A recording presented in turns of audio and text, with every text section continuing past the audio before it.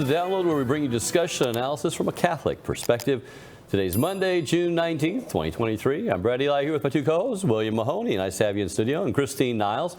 Join us today in the fourth chair is our brother-in-arms, Dave Gordon. Hello, Dave. Hi, Brad. Happy Juneteenth. Happy Juneteenth to you, too.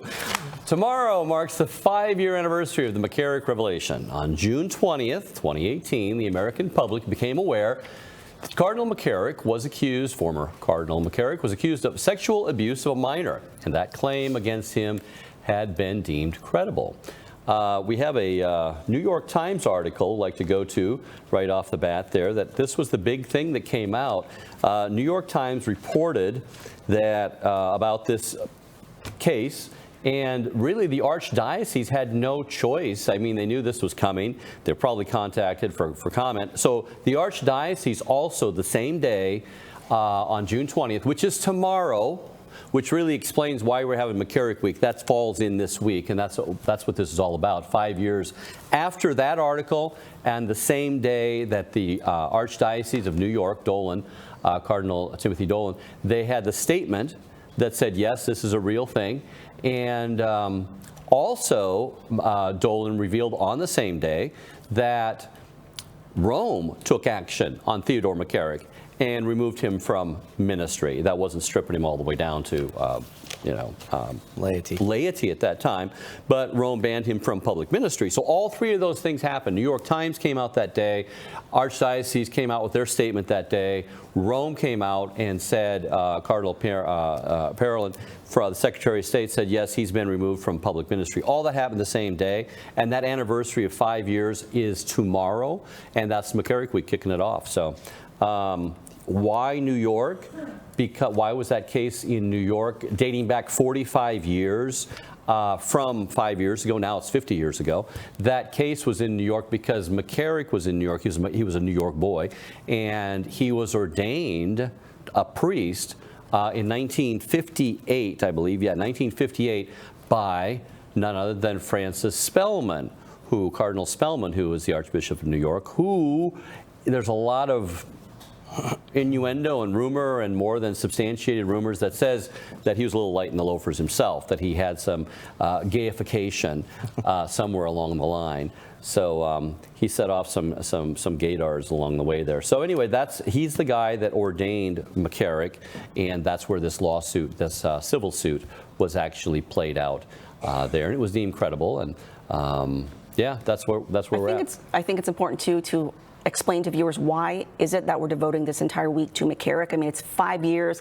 He's already been defrocked. He's waiting to die. He's facing 2 criminal prosecutions in different states. Why do we care? And the reason we care is because the complicit clergy who surrounded him and protected him, in some cases for decades, are still very much in power. They are entrenched. They're in power. They're pulling the strings of power to this day. And we're going to discuss some of those individuals. But there were also individuals who were outed, right? Like Cardinal Wuerl, one of the most powerful cardinals in America, very popular.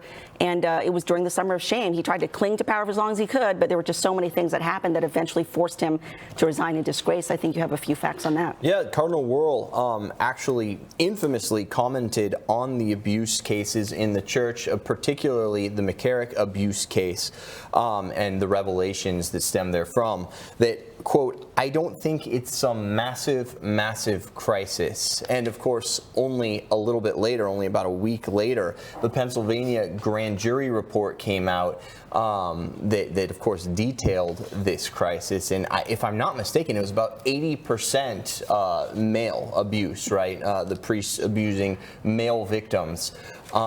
Which of course corroborates everything we know about the Lavender Mafia and the LGBT lobby within the church. I think we have that soundbite right here. Why don't we take a listen to that? Remember, when we had the first crisis of the realization that clergy were being abused by priests back in 2002, we took a very strong stand. We created a charter. The Holy See provided for us the essential norms. Let me just say it's working. Right now, when you hear of abuse, when you hear of a case of abuse, when you hear of they're talking about things that happened decades ago for the most part. So the charter worked.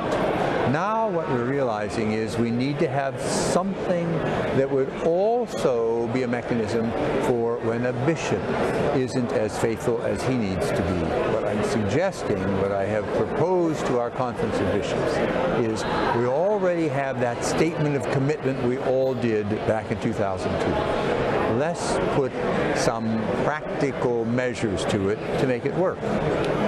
What I'm suggesting is we already have a National Review Board made up of lay people. Why don't we take from our conference a number of bishops from different committees to work with and invite the National Review Board to join them. So now we have a permanent body, and if someone has an accusation they want to bring, they can bring it there. And I don't think this is some massive crisis. It was a terrible disappointment. And for all of us, for you, for me, he was a friend to us. Yeah, that was cute because after that, right after that, as you said, the Pennsylvania grand jury comes out, and he's named 169 times in that report. Sure. That's not some massive crisis. Yeah, it only involved 301 predator priests and religious across 6 of the 8 dioceses of the state of Pennsylvania. So, kind of like a smaller deal in my humble opinion. Just kidding. Yeah, and Christine, you know about one of those cases where he was paying many of the cases. Okay. I did an entire special report called Cardinal Sins. It's the only in-depth look at Cardinal Wuerl's cover-up going all the way back to his time in Pittsburgh when he was bishop there.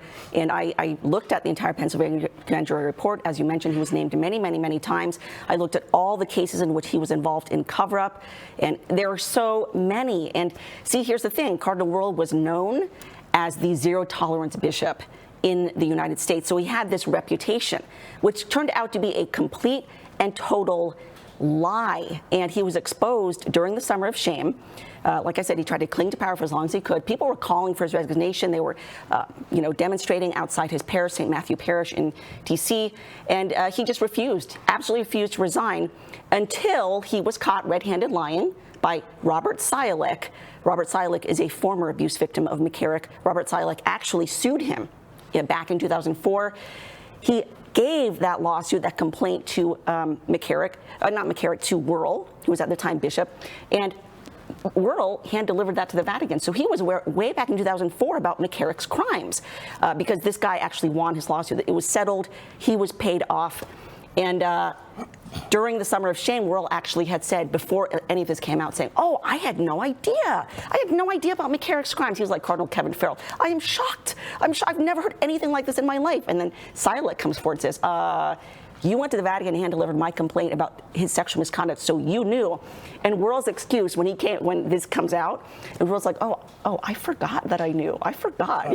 At that Fall point. back on I'm an old man. It was a memory lapse. Yeah, so even the seminarians didn't want to pose for pictures with him after that. They vandalized his name at Cardinal Wuerl High School. Amazing that he has a high school named after him. A living cardinal has a high school. And so they took his name off. And by that point, it was just like, okay, you've got to go. So Pope Francis sent him a glowing letter saying, "You were such a wonderful cardinal, and you're very brave and courageous." But unfortunately, just a glowing send-off. Yeah, because by this time, when the grand jury report came out just a few days after that, and that statement there, not some massive crisis, what he's talking about is not just the revelation on June 20th that McCarrick had this particular lawsuit against him in New York.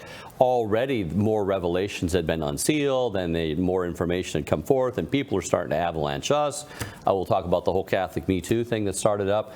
And so this thing just started getting bigger and bigger, and that's when they started going into damage control and started, well, it's not a massive crisis. Well, it wasn't even as big by that time. It was just starting to come out and just kept exploding, literally exploding. So, it was an interesting summer. I guess what you said, Christine, was the reason we're bringing this up this week. We all had hopes, high hopes, really, that 2018 was the turning point in the cleaning up of the church, that all this information was coming out, that we would have the day of justice, day of reckoning, bishops' heads would roll, mitres would be gone. There was so much that was so well known. People were writing to us every day, "Hey, tell my story, I'm a seminarian, I'm a former this, I was this." And we could report on maybe 1 in 10 stories. Not that there wasn't a whole bunch more to report on. You only got a limited time, and you only can report.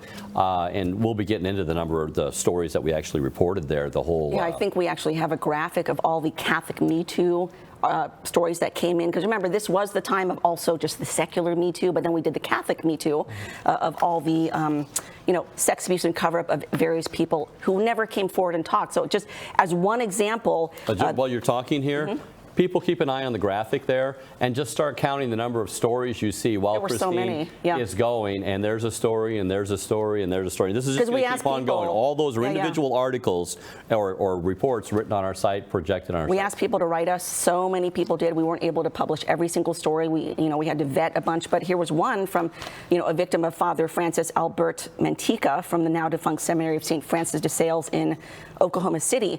Father Mantica hit on him in the confessional, started making advances towards him, said, hey, why don't you volunteer at the youth village, which was a halfway house that this priest was setting up for troubled boys, which is very, I've seen that in other predator priest cases as well, where they'll set up a youth home that's supposedly meant to help young troubled youth, but they will instead prey upon these young vulnerable teens. And so this individual says that essentially his life and his faith were destroyed because this priest continued to make advances towards him, sexual advances. Even after he gave his dying father extreme unction at the hospital, the guy assaulted him sexually. So unfortunately, this man left the faith for 50 years. 50 years. He's in his 70s now. I encourage people to pray for him because he's still struggling to find his way back. He wants to come back, but it's hard for him. And that's just the story of so many of these people. Can I ask you guys, and I'm going to just kind of punt to you on this, but I put it to my esteemed colleagues here because you're in this day in and day out. But what do you say to the viewer out there who might be like, well, isn't this so negative? Aren't you just like dredging up mud in the church? Shouldn't we focus on things that are like more positive? Because you hear these critiques out there, maybe among more rank and file Catholics, maybe not our everyday viewer here at Church Militant. What do you say to people like that who would be like, you're just dredging up mud in the church? Can't we just talk about things that are more edifying? If it wasn't a continued carry forward for that, I would say yes. I mean, this week, because of the anniversary there, looking back, but this problem has to get solved. You have to kind of have a viewpoint that when, people are up there glad-handing and doling and all this type of stuff going on, you have to realize all of the reporting came out. Everybody's like, yep, this is all a problem. We haven't even got to a lot of the testimony that just proves beyond a shadow of doubt there's a huge problem, and yet nothing is done. Nobody is actually called out of their, nobody that's currently active is actually being named. I mean, we're all, okay, big deal, he resigned. McCarrick, you took away his mitre and said, okay, well, you can just go and do whatever you want to do. But he's still free. I mean, he could be down in the Caribbean right now, for all we know. Who knows what's happening? There's really two things to this, too, because on the one hand, St. Paul tells us to think of the things above and to look toward the things of heaven. So, of course, there's that positive side that we're always looking at. On the other hand, he also says, have nothing to do with the works of darkness, but expose them. You must shine a light on evil. And our Lord did that constantly. He was showing how they manipulated, to get money from their dying parents and just, all the evil that people did to manipulate good. So that's very important to expose that, too, because it's not just going to go away on its own. And we've certainly learned that the bishops can't police themselves. So you have to just put it out there so that people know, so that it can get fixed. So the goal isn't to just revel in darkness, obviously that would be wrong. It's so that we can hopefully fix it. I mean, that's sunlight is the best disinfectant. There you go. And I think the way Church Militant does it is very balanced. For one, we do present positive stories. We do have wonderful stories about we look for them sometimes. saints. Yes, we do. We reported how the Dodgers lost on Friday. That was a positive story. We were one of the first about the saint who was probably incorrupt. Sister Wilhelmina, Wilhelmina, we talked about that right away. So. And Martina Moisky always has some wonderful positive stories about the faith. But, and of course, Forward Boldly. I mean, I mostly focus on the positive in that. But sunlight is the best disinfectant. And the problem with a lot of Catholic establishment media is they don't want to talk about this. They don't talk about this at all. They only focus on the nice, fluffy things happening in the church, and they never talk about this stuff. But then you've got the other extreme sort of fringe where all they ever do is talk about this stuff, but their take is wrong because they do nothing but trash the Pope. They promote sedevacantism. They say he's not the valid Pope. So they go complete, and then they encourage schism. I think Church Militant takes a very balanced approach. We expose it because we love the church and we want the church to be purified of this, and people have to know about it so that they can know how to pray, how to act, all of that. It's ruining people's faith. It's destroying people's faith. The Homo Mafia, especially in the United States, you hear the victims, you hear the effeminate priests who won't, they're not convicted about sin themselves. So of course they're not going to preach about sin. They're not living in a state of grace and living upright themselves. So how are they going to give this grace to their congregations? How are they going to be models and fathers for their congregations? And they of course can't, and that's why, it's just what you said, but this is a common critique that you hear, and I think it's a cheap shot a lot of time against Church Militant, who is very balanced, who does have the courage of his convictions, and will stand strong to try and purge the church for the good of the church, not to engage in like yellow journalism, but to actually for the health and benefit of Holy Mother Church. It's a total cheap shot. I'm going to hear our critics say, oh, we're just into outrage porn, or we're just doing it for clicks and sensationalism or for money.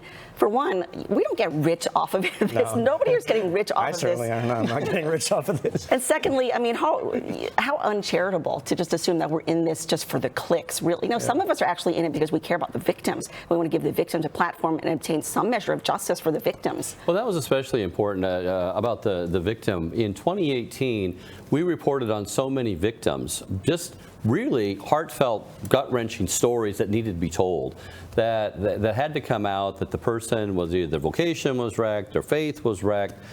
Some of the times they committed suicide in this tragic situations that had to be told, had to be given a voice, because if you didn't, nobody else would tell the story.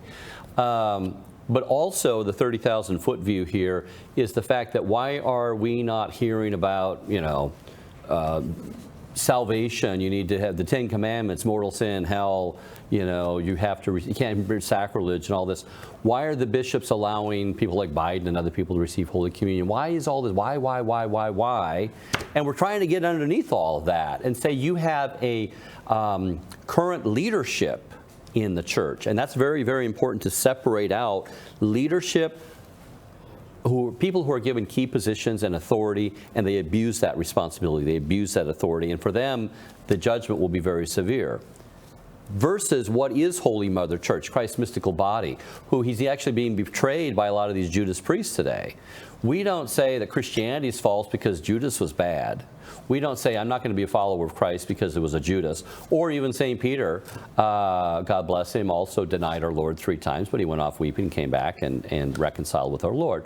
So that's always the goal, but at the same time, there are a lot of people who may report on these things that don't have that balanced take that says, you stick with the church, you stick with Christ, regardless of the era of bad leadership that you have right now. And that's a part of Church Militant's balanced reporting, is that when we're taking these stories in, that we're also putting them in that viewpoint, that's the view in which you look at these stories, is disassociating them from Christ. It's not Christ who's betraying you. People who he has given authority to down the line, or have been given authority, are misusing and abusing that authority, and that's what we're trying to also separate out. We want the cleansing of the leadership so that people in Holy Mother Church, people coming to the church, won't be scandalized, won't leave the church, that people can't say, look, the church is invalid or defunct because these leaders. No, you're looking at the leader, you're looking at Judas, but Judas went off and hung himself. He has an end someday, but Christ went on and rose from the dead and, established the church, and many people became saints and, throughout the ages. I just wanted to say really quickly, what turns my stomach is that a lot of times good reporters like William, like Christine, you guys, will break a story And then nobody else will want to give credit, but they'll take the story that we've broken and taken the heat for, kind of, for saying something unpopular, and then they'll go with it. The aw shucks establishment Catholics who won't touch things of their own accord at first, then kind of coast on the work that we've done, and without acknowledging the work that the reporters here at Church Militant have done. I find it just absolutely despicable. I'm sick of the country club Catholics out there and the establishment Catholic media who really coast on a lot of the legwork that you guys have done. Yeah, there's a real lack of journalistic integrity among a lot of Catholic media. Unfortunately, it's not just the establishment media either. It's also trad Catholic media. But yeah, I'm used to that. I've gotten used to it at this point. But just as an example of a continuing cover-up and the ramifications of McCarrick, who was considered the kingmaker in Rome at one point, and he was the one who was kind of like, picking the bishops and picking the monsignors and all of that for advancement because he had the Pope's ear. We have first McCarrick in D.C., and then we have Wuerl handpicked because Wuerl could keep his secrets. Wuerl resigns in disgrace, and who takes Wuerl's place? Cardinal Wilton Gregory, who worked hand in hand with McCarrick. They were like this when they were both at the USCCB. And Gregory, what does he do? He covers up the sexual misconduct of Monsignor Walter Rossi. Monsignor Walter Rossi, he was first exposed by our late friend George Neumeier, may God rest his soul, as leading this double life, homosexual life. He's rector of the National Shrine of the Basilica of the Immaculate Conception out in D.C., okay? Very prestigious position. According to Vigano, Rossi is part of the whole gay mafia. He was handpicked by McCarrick to be rector of that shrine, and he continues to be rector of the shrine to this day. Wilton Gregory did not he conducted a sham investigation after Monsignor Rossi was exposed for his double life, a total sham investigation that exonerated him, and he continues to be there to this day. Yeah, so it's just one example. You have to beware of the shepherds. Let's run through McCarrick's rise through the ranks, which was a huge question. How did McCarrick rise to power? And we're going to be covering some of that down the road with the USCCB and how they wanted to investigate that. And Rome said, no, that's for a further iteration of this week. But McCarrick rose in 1958. He was ordained by Spellman. Spellman is the guy who drug Sheen, who was also from New York, to see Pope Pius XII, because Spellman was buddies with Eugene Pacelli back in the day before he became Pius XII, and so he wore his vestments when he was made bishop. Anyway, so he actually took Sheen because he, during the war, got all this dried milk, and he gave it to Sheen, and because Sheen was in charge of the propagation of the faith.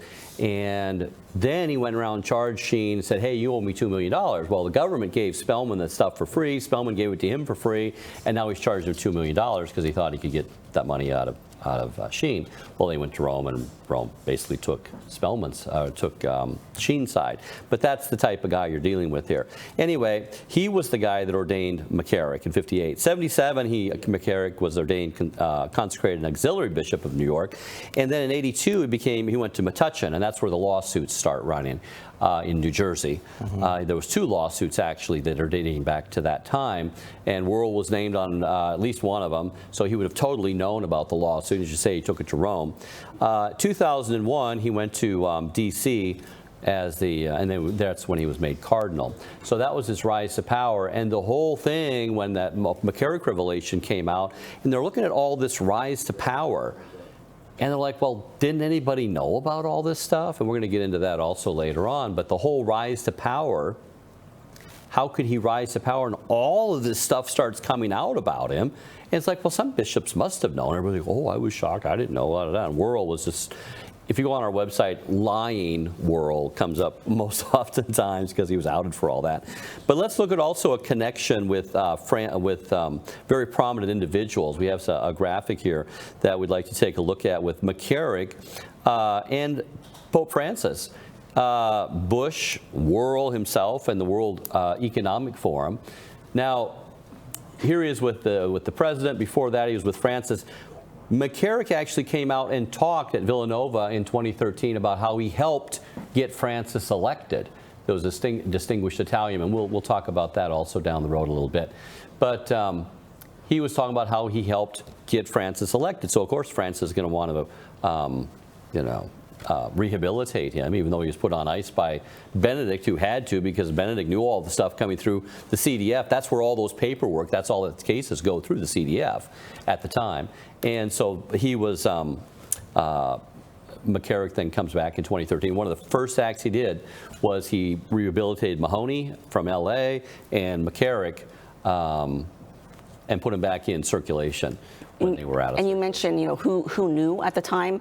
Well, as we've said before, Bishop Stephen Lopes, who was back in the 1980s, I believe he was a seminarian at the Pontifical North American College in Rome. He came out during this entire Summer of Shame. He just came out and said, we all knew. We all knew. You were at the NAC. You had we all knew. Everybody knew. And this was well before it broke, too, when I was there.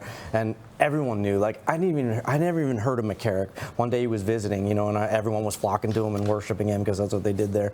So, and I thought, who is that guy? And they're like, McCarrick. Oh, the guy from New Jersey? Oh, wasn't that the one who had a beach house where he used to bring altar boys? Like, I knew that, and I didn't know anything at the time, so everybody knew. At least you heard something at the very least. And then you also had experiences with lots of homosexuality. Not you personally. Tell us about that. I had none, Christine. But you witnessed. That was his college phase. You weren't there super long ago, and yet it's still, there was a lot of homosexuality going on there. Yeah, very prevalent, and he was a huge part of that too. And when World came too, he came to visit. He was head of DC at the time when he came. I actually didn't know who he was because I never was really interested in who was who back when I was trying to just be a priest. But he came in, and I thought, who is this guy? He's so creepy. Like that was my actual thought. And then one of the guys from DC was telling me about him, and just like weird stuff, like he wanted Hershey Kisses on his pillow, and like at night, like just weird nonsense. And take that for what it's worth as hearsay. But that's what he was telling me, and I'm like, really? I'm like, that's so bizarre. But okay. So then you don't buy Cardinal Kevin Farrell when he's like, I was shocked. This is a man who lived with McCarrick in his flat for 6 years on the same floor. He's like, I'm shocked. I'm shocked he said that. I mean, honestly, like that's what's shocking. Yeah, there's no way they didn't know. Well, because they all think we're stupid. Yeah. How did this not come out, trickle out sooner then? But it did. That's so the well point. Like we all knew, but like, we don't have power. A bunch of seminarians, what can you do? Because I've watched some of my friends report on someone, and then the problem's theirs. David, why do you feel the need to report on your brother? That's not very charitable. Right. See, they just twist it all. And McCarrick was one of possibly the most powerful cardinal in America at the time. Oh, very charismatic. People loved him. He was in with the politicians, and I mean, nobody would have believed it anyway if you told them. If the laity would really, no, there's no way. But why not go to, isn't there some church watchdog? This might sound like a naive question because this is not my wheelhouse, guys. You are the reporters here. But isn't there someone you take this to, even if it's just like local authorities, and then like make an affidavit and then send it in to someone? They did take it to Richard Sipe, who is a late sex abuse expert. Richard Sipe, actually, we have the letter. You can go to awrsite.com. which is dedicated to Richard Sipe's work. Very, very well-known psychologist and sex abuse expert.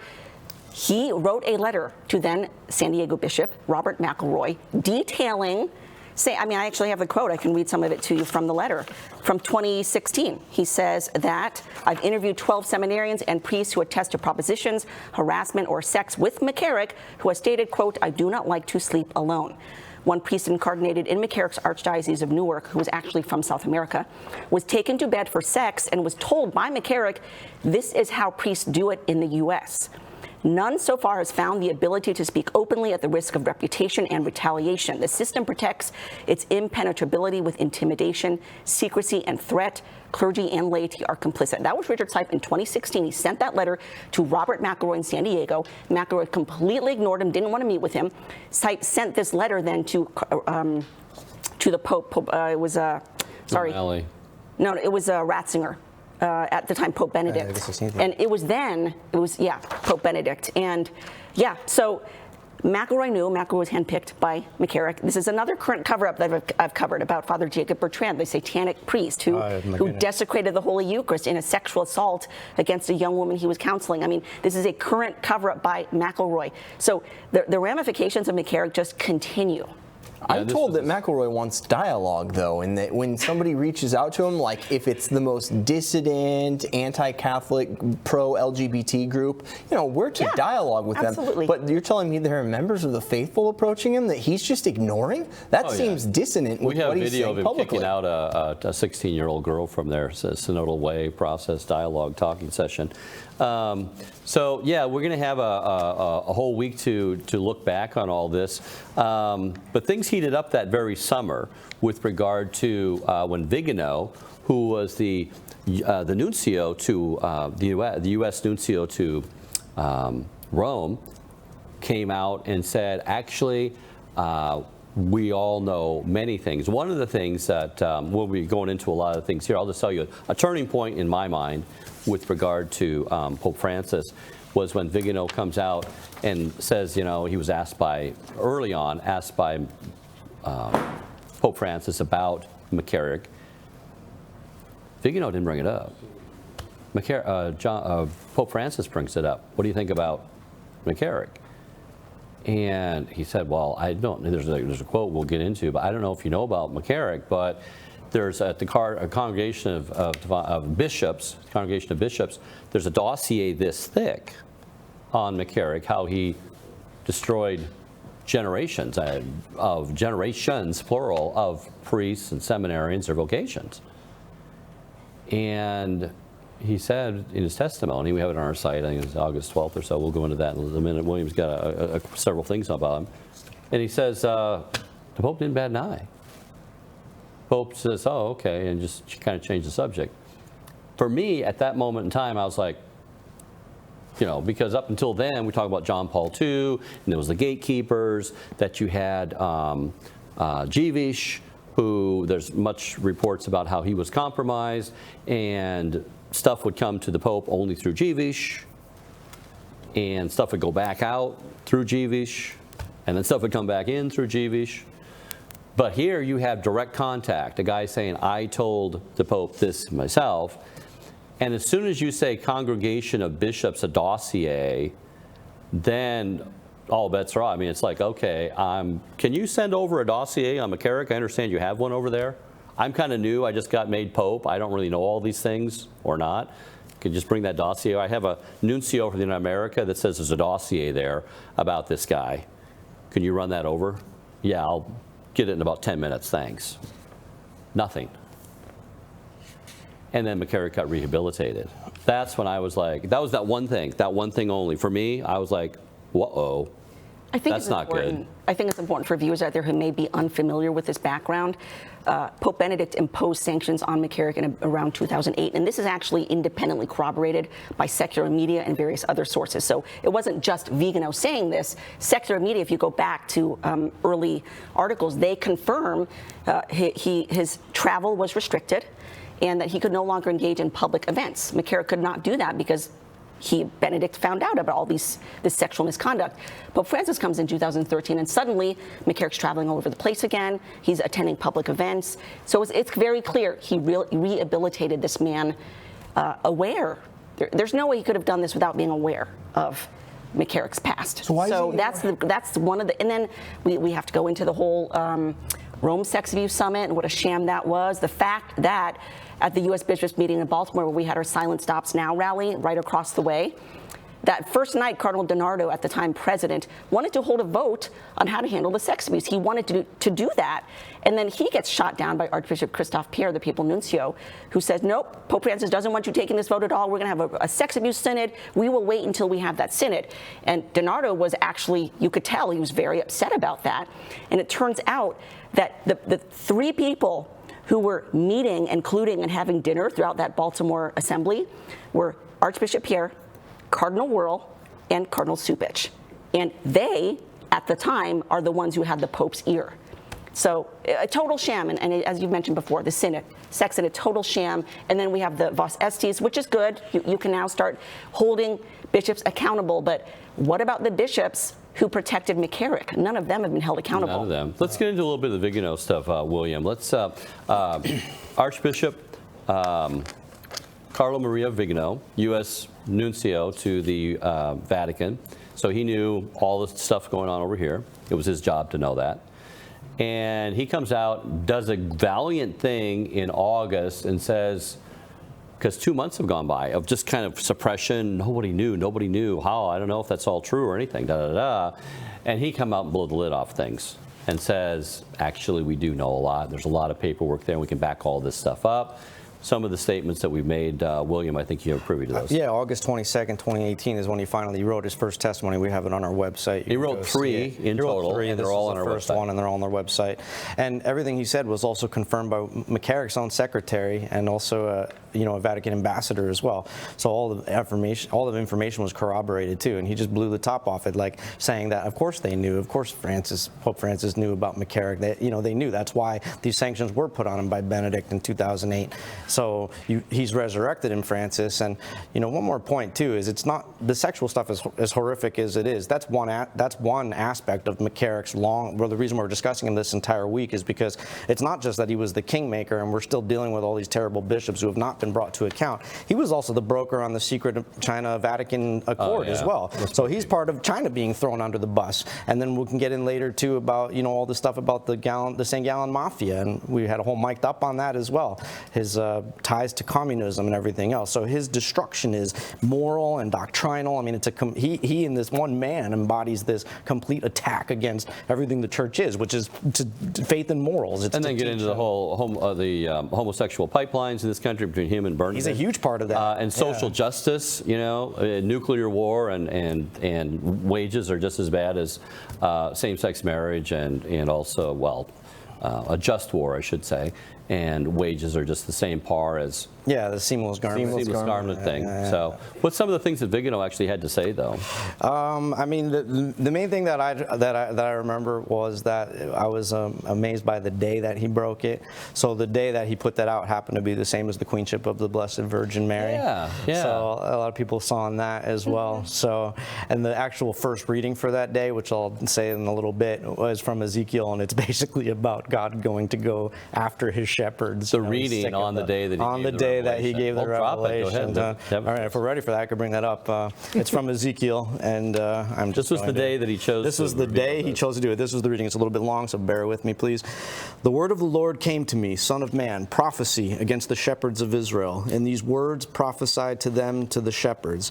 Thus says the Lord God, woe to the shepherds of Israel who have been pasturing themselves. Should not shepherds rather pasture sheep? You have fed off their milk, worn their wool, and slaughtered the fatlings, but the sheep you have not pastured. You did not strengthen the weak, nor heal the sick, nor bind up the injured. You did not break back the strayed, nor seek the lost, but you lorded it over them harshly and brutally. So they were scattered for the lack of a shepherd, and became food for all the wild beasts. My sheep were scattered and wandered over all the mountains and high hills. My sheep were scattered over the whole earth, with no one to look after them or to search for them. Therefore, shepherds, hear the word of the Lord. As I live, says the Lord God, because my sheep have been given over to pillage, and because my sheep have become food for every wild beast, for lack of a shepherd, because my shepherds did not look after my sheep, but pastured themselves and did not pasture my sheep. Because of this, shepherds, hear the word of the Lord. Thus says the Lord God, I swear I am coming against these shepherds. I will claim my sheep from them, and put a stop to their shepherding my sheep, so that they may no longer pasture themselves. I will save my sheep, that they may no longer be food for their mouths. For thus says the Lord God, I myself will look after and tend my sheep. That is so perfect. Yeah. That is so perfect. And something else people noticed too was 2017 was the 100th anniversary of Our Lady of Fatima. 2017 is when the allegation first came privately against McCarrick and when they actually launched their investigation. It wasn't until the next year that it was made public on June 20th, but 2017, the 100th anniversary, was when the allegation actually was made to the New York Archdiocese. And so people are thinking, oh, Our Lady is cleaning house. Thanks be to God. And if you guys watch our programming from back at that time when all of this broke, was called Episcopal Sodomy, the Pope must resign, because we were insisting, okay, Pope Francis has got to resign because this is a major scandal. Michael Voris actually calls this a great gift. He considered this is a great gift because Our Lady is cleaning house. So thank God for that.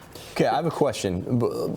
It seems like this was known to Pope Benedict about McCarrick, and he took some limited steps to kind of censure or rein in McCarrick. But I think a lot of people would be wondering, why was McCarrick not dealt with more harshly? Why was he dealt with kind of with kid gloves, where it's like, fine, we'll take him out of circulation, but we're not going to totally and utterly bring down the cleaver on him? I have a little bit of something I can add to that particular question. we were in Rome in, I want to say 2008, and we were outside. We wanted to talk to Benedict at the time, and you know, it was 2001 because Benedict wasn't Pope yet. He was still Ratzinger. So we were outside of Ratzinger's office at the time. We wanted to talk with Cardinal Ratzinger, who later became Pope Benedict. We went back in 2008, but this is the 2001 trip. Rodney Pelletier works here, and that he knows about this particular trip. Anyway, we didn't meet with Ratzinger at the time, but we actually met with his secretary, who was at the time newly christened Monsignor Charles Brown. He went on to be the prelate in Ireland, and he's background. He's a homeboy. He's from America, and he had been there for 5 years. And he was just made Monsignor, and he had said it's not a big deal to be Monsignor, but if you're in Rome for 5 years, you didn't make Monsignor, that's a big deal. Right. So, anyway, very, very nice guy. And I asked him that. I said, why are these bishops? Why are these bishops not actually dealt with more harshly?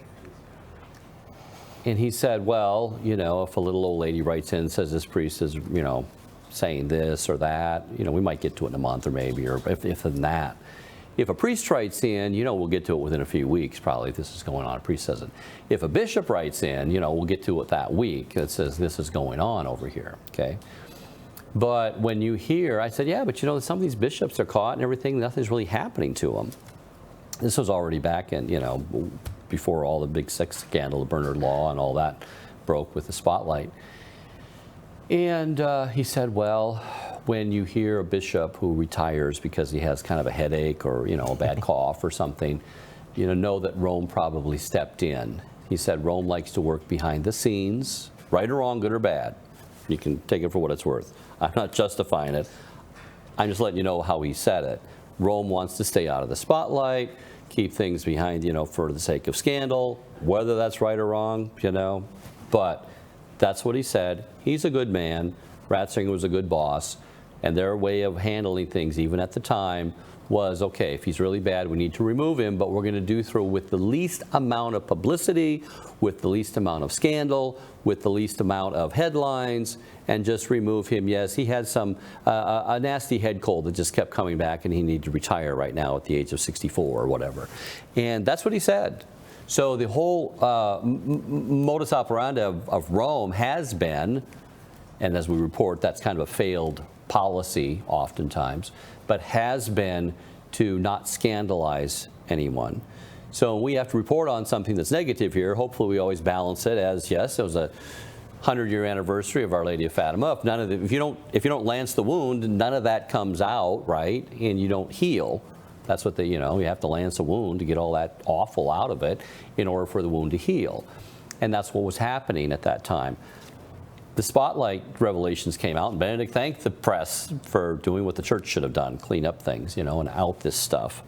So it's not necessarily a bad thing that it's a medicinal in that, but they have to. But Rome doesn't want the publicity. Never has. Always thinks that people are going to be scandalized by it. We can hope she's learned from this now. And I think, especially talking about generations, like this is why you have the millennials and Gen Z who are known as angsty, because they see the conventional wisdom that they were told, this is right, this is sacrosanct, avoid scandalizing people, cover it up in the quiet, in the shadows, don't let anyone know that anything is askance or wrong. And it failed so badly, and it blew up so badly, and you still have people that are clinging to this failed old model. And I think that really does go a long way in showing why there is a spirit of, I think, rebellion against the failed conventional wisdom among younger generations. And it I think it makes a lot of people mad that so many people are so sanctimonious about clinging to their failed methods. Well, even this, as we see, the whole thing started with the New York Times article that the Archdiocese knew was coming out, so you've got bad press coming out, and you got to get ahead of it. You know it's happening. They already contacted you for comment on this and what's your take on it and verifying certain things, and the article's coming, and they already got in contact with Rome, and Rome's like, oh yeah, we're moving from ministry again. Okay, so the only two things that I've, in my time with Church Militant, have been about 10 years now, the only things that I've seen that move bishops is bad press and lawsuits, which are kind of the same thing. I really don't think they care about money more than the lawsuit brings the bad press. And behind the New York Times article was this lawsuit that was coming up, right? That was getting publicity. So that was the whole deal, that there was other lawsuits, but they kept them under wrap. Most people didn't even know about the lawsuits. McCarrick was banking, or World was banking on the fact that no one even knew about those previous lawsuits dating back to 2004, 2005, that he was named in there, that no one's going to do any research, so he can say, oh, I didn't know anything about it. But this one was different. That's why this one, I think, was a special grace, that it was in 2018, that 100 years. All the consecrations were happening. We reported on all those, consecration of the Immaculate Heart of Mary in Ireland and different parts of America and Canada, all that in 2017, and then all this outing started happening. And it really gave us a lot of hope that the things were going to get better in the church. And then it wasn't happening. We were talking about, we'll get more into this later in the week, but it wasn't happening because the bishops in America actually had a little bit of backbone, wanted to do the right thing, sort of, because they were getting so much pressure underneath. The people were, and so they had to do something, and they got shot down on that. And then the whole sham sex summit in the Vatican in February is supposed to be the solution to it, and Sipe is just sitting here with, you got to watch this, we're going to cover it later this week, we're going to see his hands are going just like this. I think Mike did a Vortex on that, just showed his hands for like going like 10 minutes. I mean, and I think it's discouraging to a lot of bishops who want to speak out that Cardinal Sipe remains probably the most powerful cardinal in America right now, that he has the Pope's ear more than anybody else does. This is a man who was named in Vigano's testimony as handpicked by McCarrick. And as we can see, he continues to, he really is. There was a survey taken. He was voted the worst bishop in America. This is the same man who discourages Eucharistic adoration, saying that, oh, we're focusing too much on that, and we should be focusing instead on, you know, socializing with everybody else and being fraternal, and not just Eucharistic adoration during the so-called Eucharistic revival. I mean, this is... And who just celebrated a Pride Mass on Sunday. That's right, yeah. So there you go. But again, the ramifications of McCarrick continue on to this day. And it can be really discouraging for a lot of us. And I think, again, for the bishops who want to speak out, they know Sipe has the Pope's ear, and he can go and say, hey, you need to do something about this bishop here. A phrase that one of the bishops I know actually used was with Sipe and McElroy and these characters, they use the phrase, they have all the levers of power. Right now they have the levers of power. So they're in tune with the nuncio, Christophe Pierre. They got this direct line to the Vatican. They know that everything's going to get planned in Rome. It's coming trickling down. They know what to expect and how things are going to be treated. So they really have that leverage, and they know how to isolate a bishop who wants to stand up and say something, especially the younger bishops. As you mentioned, Christine, earlier, another show, I think it was, the younger bishops actually, the ones that show a little more pluck during the 2018 thing, because they don't have the rap sheet. They don't have all that stuff that they didn't cover anything up. Nope. They just came to new to power. I don't have anything to lose. Yeah, I think this ought to be looked into.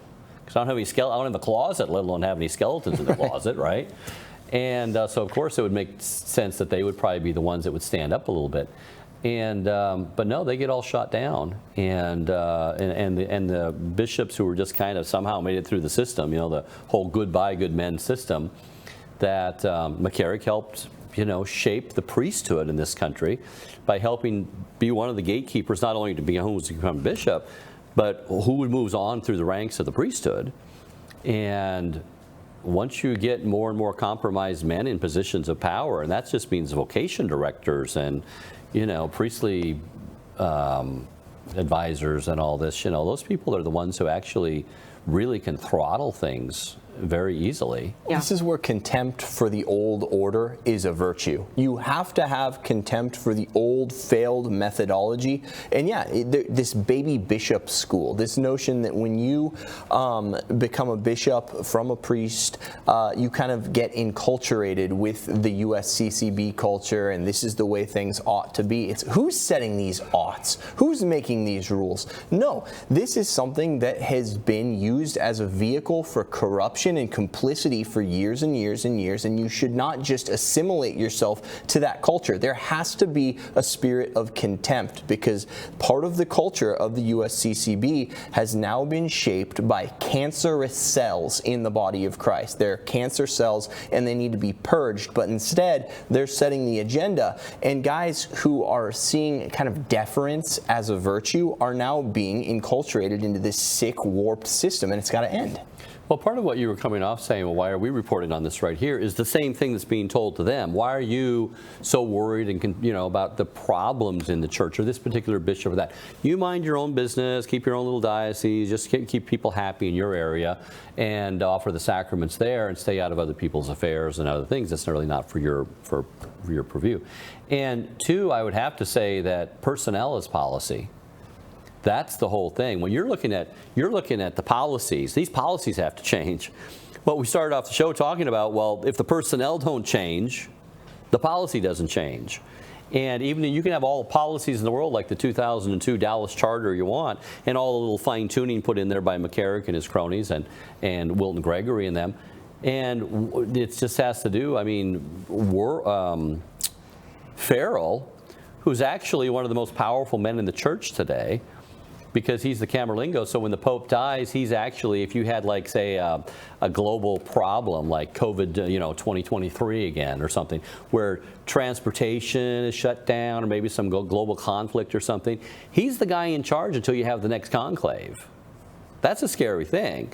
We have actual testimony that he was meeting with the head of the Legionnaires, Maciel, back in the day when he was just a young priest.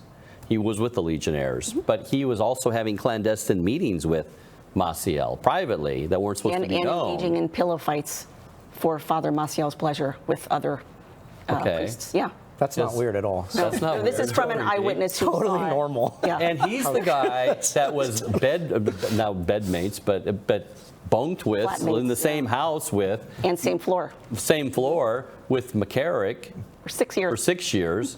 Now, William, as you can attest when you're in the seminary, that sometimes I've things never get- been in a pillow fight. that things sometimes get noisy in the seminary. They do, and yes. You're kind of Yes. aware of what's going on around Unfortunately, in other rooms yes. and things But you like know what? this. Another grace that came out of 2018 Summer of Shame is that Church Militant was totally vindicated.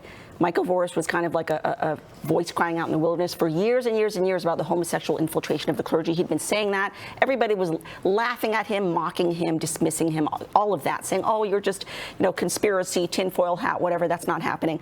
And then Vigano comes out with this bombshell testimony. He names names, and then he specifically says there is a homosexual network strangling the church. And that was massive vindication for Church Militant at the time. And we had so many apologies. We had people writing us saying, I'm sorry. I used to write you guys off as crazy, and now I realize I was wrong and you guys were right. And then, but the problem I think now is you've got this almost cottage industry now of certain other Catholic media now getting into the game and thinking, oh, well, now we need to start reporting on this too, and we need to be hard-hitting too, except they're taking it to extremes. And pushing the whole schismatic sedevacantist thing. Oh yeah, whenever we take a story like this, hopefully we're showing you that there may be a drunken sailor piloting the boat, but there's no reason to get off the boat. There's absolutely, it's just stupidity, because if you jump in the water, what do you think? Okay, you think the ship's going down. Well, what's that different than jumping in the water? Hopefully you can at least hang on to some luggage or something from the ship. But the boat that Christ made, the bark of Peter, doesn't have any lifeboats. There's no other boat out there to cling to. You're just jumping in the water with a bunch of sharks and a raging hurricane. You got to get all the way across the ocean on your own paddling, really? So the ship can't go down. It's Christ's mystical bodied bride. This is Christ's ship. It's not going down. Bad popes come, bad popes go. Don't think that Francis, if you think he's a bad pope, is the only bad pope we've ever had in the history of the church. There was a book we had, Pageant of the Popes, and it talked about the sordid details of all these characters. It wasn't the first time homosexuality was a problem in the church either. Started reading about St. Peter Damian and Sodom and Gomorrah, or Gomorrah as his book. So anyway, many problems in the church, and they come and go, but ours is to stay loyal to Christ always, and keep doing what we're doing. Is be Catholic, pray your rosary, go to confession, go to Mass, try to keep the 10 Commandments, live the virtues, and that's what every Catholic has ever had to do. We just have to have massive problems inside the church today more than in the history of the church before. But anyway, this is kicking off McCarrick Week. We'll have a lot more to say about all these different issues that we brought up, just in a nutshell here throughout the week, and there'll be a lot of interesting turns throughout the week. So stay tuned for that. So we have, thanks for joining us today for today's episode of The Download during this week-long special, revisiting the Summer of Shame, 5 years later. Now please join us as we finish in prayer, begging Our Lady's intercession for our nation and our church. In the name of the Father, and the Son, and of the Holy Spirit. Amen. Salve Regina, Mater Misericordiae, vita dulcedo et spes nostra salve. A te clamamus exules filii Eve, a te suspiramus gementes et flentes, in hac lacrimarum vale. Ea ergo advocata nostra, idos tuos misericordes oculos, ad nos converte, et Iesum benedictum fructum ventris tui, nobis post hoc exilium ostende, O clemens, O pia, O dulcis Virgo Maria. Amen. In the Father, and the Son, and the Holy Spirit. Amen. Thank you again for joining us for The Download. We premiere a new episode like this every weekday at 5 p.m. Eastern Time. From all of us here at Church Militant, God bless you.